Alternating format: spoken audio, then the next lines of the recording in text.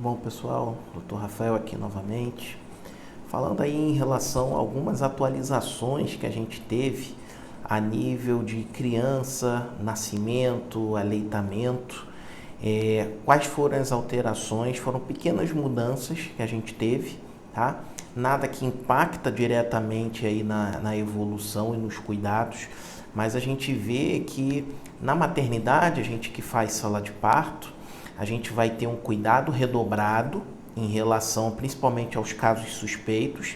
Então, se a mãe está com algum quadro gripal, a gente vai tratar como se fosse coronavírus, tá? Ver se a mãe fez realmente a vacina da gripe, para a gente ter uma noção melhor de toda essa evolução.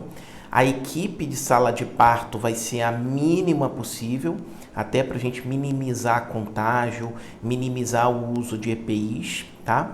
Então a gente vai ter a sala de parto em si, o procedimento, o parto vai ser normal. A gente vai evitar que se tenha o contato pele a pele ali com a criança, com a mãe, para um aleitamento, nesses casos suspeitos, porque a gente vê que exatamente a transmissão vertical é praticamente inexistente, ou seja, a transmissão dentro da barriga não se dá. A transmissão que a gente tem de dois recém-nascidos contaminados se dá depois.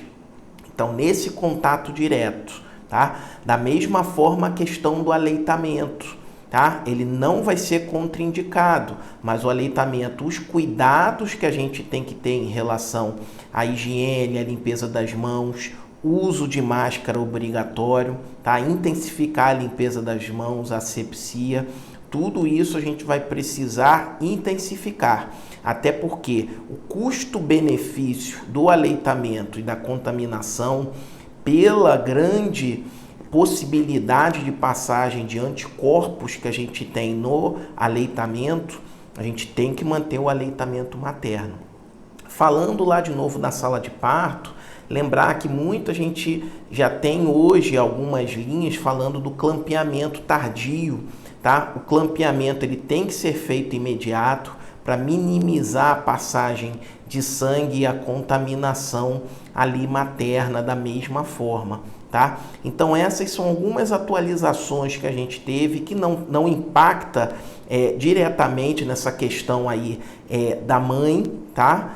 A gente vê nas crianças que tem muito essa questão da contaminação ser um risco mínimo, tá? O recém-nascido, você nota que as estatísticas, você tem um número muito pequeno de contaminados aí em relação a essas crianças, tá? E quando se contamina, mesmo sendo muito raro, 80% ele fica assintomático. Então, um risco de você evoluir com um quadro mais grave é bem pequeno, tá? E as crianças que apresentam algum quadro, ela vai ter o quê? Uma instabilidade térmica, ou seja, oscila muito a temperatura, uma dificuldade, uma diminuição da amamentação, vômitos, diarreia, um quadro inespecífico, tá? E um quadro bem brando, bem leve, tá? Tirando casos em que a gente tem uma criança prematura, com algumas alterações em si do parto, a gente tem uma gravidade maior, não tanto pelo coronavírus, mas também pela doença de base. Então, se é um prematuro extremo, que já tem uma alteração pulmonar, que já tem uma outra instabilidade, que já tem algum quadro infeccioso associado, uma infecção bacteriana, tá? Uma sepse neonatal, então o quadro do coronavírus ele só vai exacerbar o quadro, vai piorar a evolução dessa criança que não necessariamente vai evoluir a óbito por causa do coronavírus, tá?